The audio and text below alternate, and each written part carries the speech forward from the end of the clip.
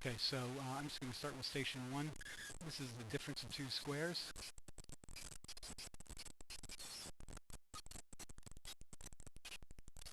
Right? Perfect square, perfect square. Square root of the first, plus, minus, square root of the second. Solutions are, there is no station -3, so it looks like I'm going to station 3 next. You could also use the square root property here. We haven't shown you this yet, but this is where we don't set it equal to 0. You could add 9 to both sides and end up with x squared equals 9, and then just take the square root. X equals plus or minus 9. We have to remember when we're solving quadratic equations, plus or minus is required because there's two solutions. But in this case, we don't care about the minus, or not plus or minus 9, plus or minus 3.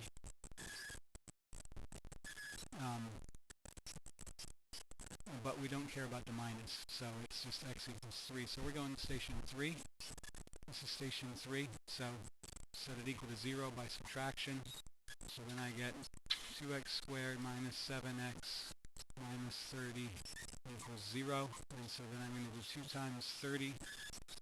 It's a negative 30, so it's negative 60. I have a negative sign right there, right here. So I might set up, right?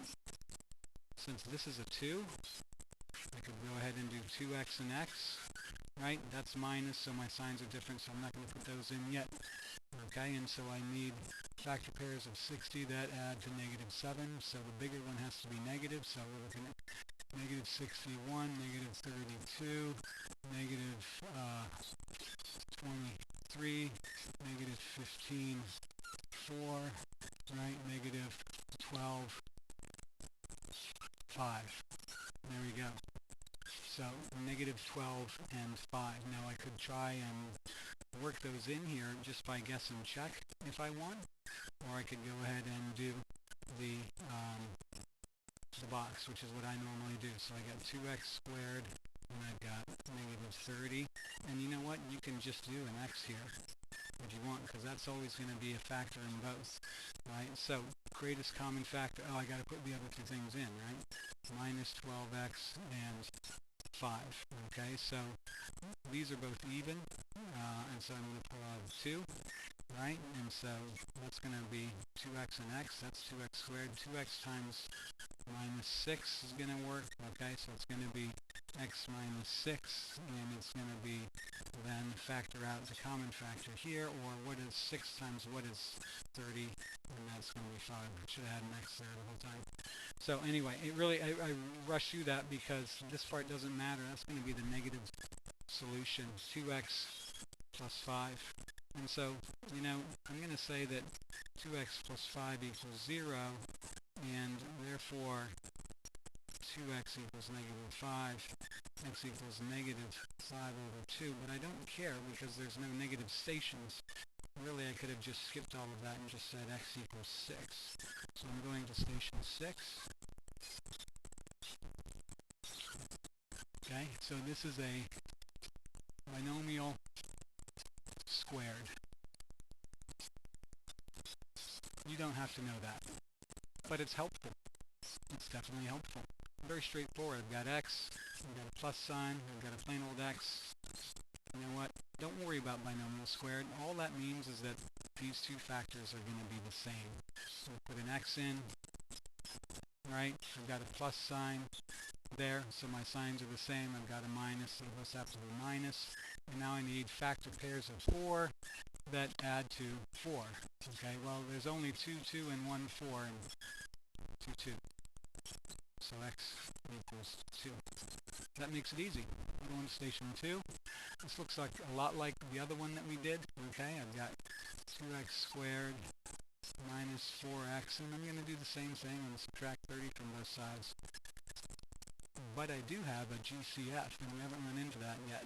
Right, I've got a GCF of 2, so I can simplify and just say x squared minus 2x minus 15, and that's going to make my factoring a lot easier, because I'm not going to really care about this 2 over here at all, because that's not going to, I can't make 2 into 0, right? And so I'm just going to do the booty cheeks. Right? I've got 15, so I need factor pairs of 15 that add to negative 2. I've got an x there. I've got a minus sign, so I've got minus and plus. One's plus, one's minus. The bigger is the minus. Well, hopefully you see pretty quickly that 5 and 3 are going to work. You could do the factor pairs. We have 15 and 1 also. But I need to subtract the 5 and add the 3. Okay, and so again, at this point, hopefully we're starting to get the hang of it. This tells me that x equals 5 or x equals negative 3. Again, no negative station, so now I'm going to station 5. Two different ways to approach this. One is to say x equals 0 is a solution. If I put 0 in, I square it. I put 0 in here, I square it, I get 0 times 3 is 0. 12 times 0 is 0. 0 equals 0. Check. It's a solution. It seems very simplistic, but it works. Right? It works. The other thing I can do here is I could also simplify this equation by factoring out an x. Right? Because it's a common factor. And if I do that, I'm left with 3x equals 12 divided by 3. And I get x equals 4. Okay, so we haven't seen ones like this, right? Because I'm always saying, you know, set it equal to 0, set it equal to 0. So let's take a look at it that way. If I set it equal to 0, I'm going to subtract 12x from both sides, and I get 3x squared minus 12x equals 0. Alright, so now VCF, right? What's common? Well, 3 is common to both, and x is common to both, right? So if I factor 3x out of 3x squared, I'm left with x, and minus 4 equals 0. So what value of x makes 3x 0? When is 3x equal to 0? Divide both sides by 3, and then x equals 0, right? When is x minus 4 equal to 0? When x equals 4. Don't care about the 0, no 0 station. That's 4. Takes me to this one, which seems to give some difficulty, right? And I think this threw some people off. That was really there just to remind you that it's area. It's not a variable. Units squared. It's not a variable, just like feet isn't a variable. It's a unit, right? I think we should know this at this point. We don't. That's okay. We're going to learn it, right? Because you know, when we're doing area, and I think it threw you off because I didn't have a U there. So if I really wanted it to be better, I would have done it like that, and I'm going to fix that in the future. So hopefully that didn't throw you off too much. Let's just pretend that's not there.